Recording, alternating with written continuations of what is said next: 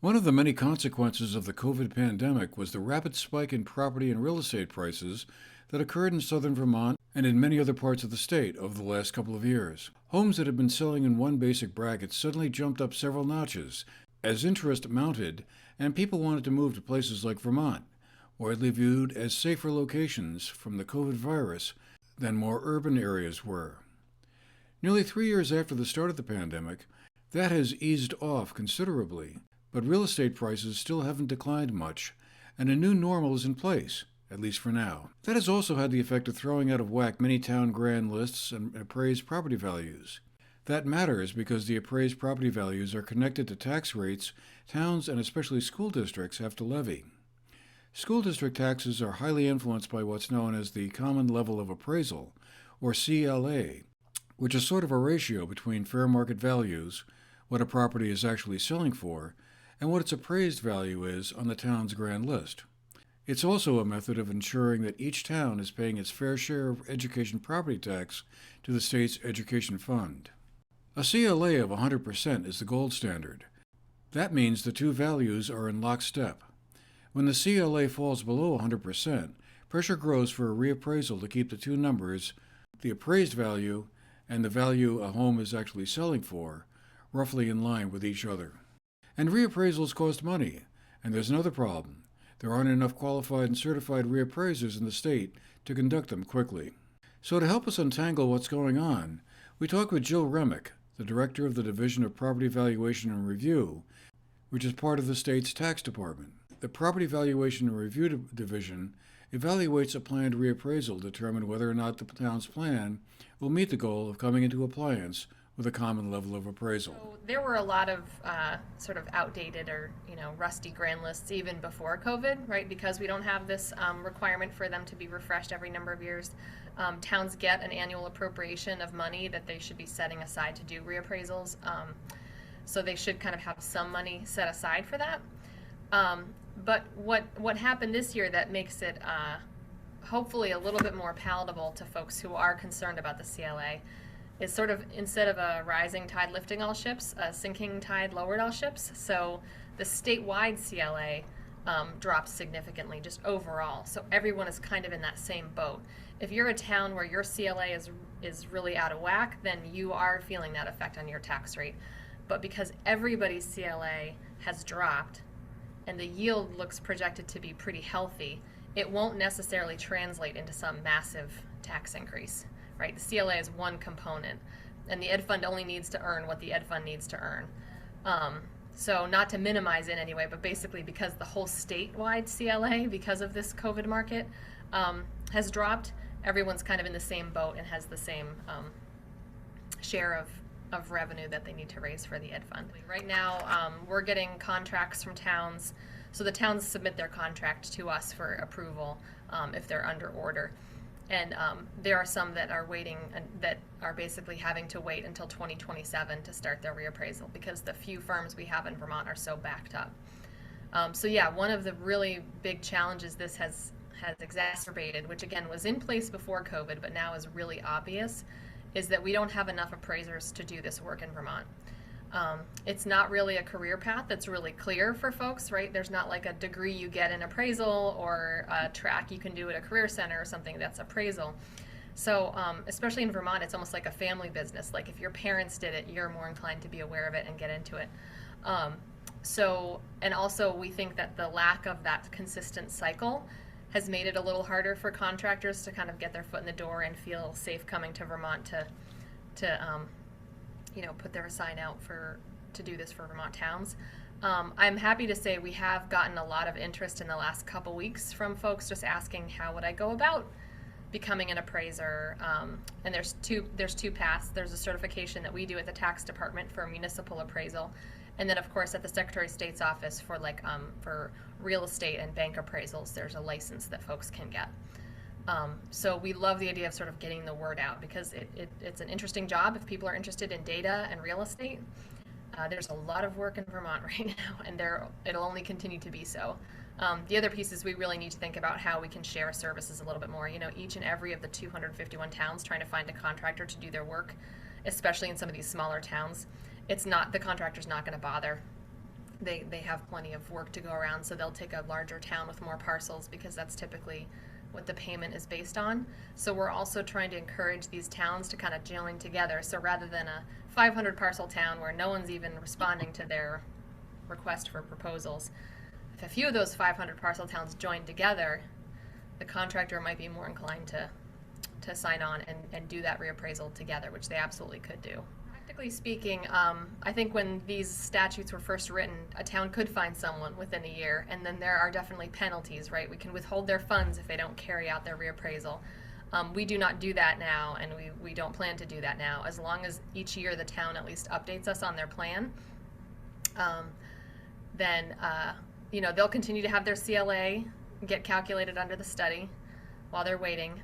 The year the reappraisal is complete, then we'll have new values and the CLA sort of resets to 100. But so they'll sort of be in a holding pattern. There's a lot of things towns can do to get ready for their reappraisal. A lot of data cleanup, parcel maintenance in their system, reviewing permits, things like that. Like there are some things towns can kind of do while they're waiting for their firm to come on board. But we're not imposing any penalty as long as they're just letting us know they're in line with a contractor. We followed up that conversation with 3 other local officials to get a sense of what's happening in our region. Gordon Black is the town assessor for Manchester. I think one of the things that happens is that towns try to avoid a townwide reappraisal. In a perfect world, you would do these every 4 or 5 years. Manchester, as an example, has not done an official townwide reappraisal since about 2005. So it's been a long time. Now, there's been a little bit of statistical adjustment along the way. I think condominiums at one point got adjusted downward to try to reflect the market. But the reality is Manchester, like a lot of these towns, have just not done these reappraisals because they're very expensive. The one for Manchester, as an example, is about $250,000. Now, we got lucky and scheduled our reappraisal before the whole COVID process. And we actually delayed it because of COVID. And our timing ended up being pretty much perfect because our reappraisal will be completed this spring. So we're going to avoid the CLA problem that all these other towns have had. I mean, I don't know if you looked at the numbers, Andrew, but as an example, Dorset's CLA is down to 81.14. And there's something called a coefficient of dispersion also, which, you could have an average that's 100 and still have wide ranges. Some like big properties are underassessed and smaller properties are overassessed, but the average could still be good. So they look at not only the CLA, the common level of appraisal, but they look at this other factor too, this coefficient of dispersion. Dorset's was over 20. That's automatically a mandatory reappraisal. North Bennington, their CLA went down to 69.47, which is outrageously out of whack. They had a coefficient of dispersion over 20. Shaftesbury, 84. COD over 20. Sunderland, 81. And the coefficient of dispersion in Sunderland is 33.45, which is the largest COD I've ever seen in my experience. Wow. So that just means that they're way out of whack. Some properties are over, some properties are under. I think the big problem has been the increase in value. It's not so much fluctuations as much as the demand for Vermont properties just increased dramatically, and people were paying top dollar just to have a place in Vermont. Now, the other thing is we do have to put a value on all properties as of April 1 of 2023. That's going to be our requirement. However, when the state calculates the common level of appraisal, they use the last 3 years of sales data. And so when you take the average over a 3-year period, that's going to be pretty high. We can't just say we think it's going to go down. We have to have our reappraisal numbers match up with this 3-year average. That's how they calculate the CLA. So a lot of people have asked me or have stated that they believe that the market's going down, or they hope that it's going down, or they expect it's going to go down. But I still have an obligation to match our numbers with this 3-year average in order to get our CLA at a good number. Now, the reappraisal should put us right in that 97 to 100% range. It's never going to be perfectly 100%, but if we're in that 97% or above range, we're in good shape. Doug Poulter is a lister in Winhall. CLA for the town of Winhall dropped from 98% to 78% in 12 months. Now, the way the state statistically analyzes sales relative to the town's assessment of properties, it is a 3-year period of time. So the probably 2 of the 3 years in this average includes the pandemic years, if you will. But it happened very rapidly, and although not unexpectedly, because we saw the sales, we knew what the purchase prices were as the sales rolled in. So in Winhall, we proactively attempted to obtain a contract for a townwide reappraisal with one of the companies or individuals that specialize in those services. We put out an RFP in spring of 2022. There were no responses. The town administrator sent individual notices to all of the 20 some odd, and I don't know exactly how many there are on the list, but the state of Vermont has a list of approved appraisers and appraisal companies. Contacted each one of those separately, individually, still had no responses, and then got on the phone and started talking to individuals at companies directly. And we were able to, find some reputable company that would extend to us a contract. Contract is signed and was finished. That process was finished in November of 2022. So we actually have a contract for a townwide reappraisal, and that contract was negotiated prior to the state's release of the data for the 2023 CLA. So in that regard, we're in good shape, other than the fact that the waiting list for this company to get around to Winhall, for our turn in the queue, is probably 24 months out, or perhaps even longer. And finally, we spoke with Nick Zayas, the town administrator for Arlington. Yeah, Arlington had a reappraisal last year, and like many communities in the state, we saw our common level of appraisal study come back on the low end of the spectrum. In our case, it came in at about 87% of the state average of CLA, which does not trigger an automatic reappraisal like many towns are, but that will have a substantial impact on tax rates, both for the town budget and the school budget.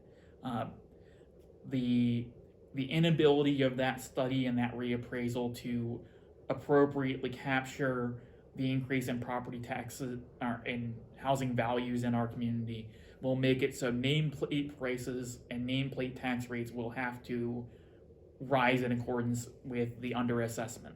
So the story like a town like Dorset has encountered, where their assessments properly did keep up with where inflation and housing prices really are right now, is not the case here, where we're seeing greater than expected tax increases, not because of a very high increase in spending, but because the assessments did not rise like many other towns did to cause rates to actually drop or stabilize at higher spending levels. And so the downside then to having, a CLA or appraised value being lower than fair market value, I guess what's the problem with that? It can really weigh on the ability of governments to finance their operations when faced with inflationary pressures that also cross over in the housing market. If people are experiencing housing prices that are going up and are paying higher housing prices in our communities, and those housing prices are not properly reflected in the grand list, that means that the total pile of assessed value of the community, typically our town sits right in the $320,000 or $320 million of total assessed value range, will not be able to support the spending that is going up with inflation that crosses over in this space. So you're getting something that's being felt by the people but not translating into the property tax base, and that means that the town services get relatively more expensive compared to everything else that taxpayers are paying for. So it can make the cost of government feel greater than it is, but simply because we are not appropriately accounting for the housing prices that people are actually paying in the real world. So, well, I'll caveat that I am not a Vermont property tax expert. The general mechanism is that while the government is not getting disproportionately more expensive, people will feel like the government is getting disproportionately more expensive because they've already been paying the higher housing rates that have not been felt in the grand list and been properly socialized out across everyone to make sure that the tax rates are being appropriately shared by the community and are keeping up with the needs of level funding our government services at worst. Given the shortage of qualified appraisers, it may be a while before towns get their appraisal values up to date. For the GNAT-TV News Project, I'm Andrew McKeever.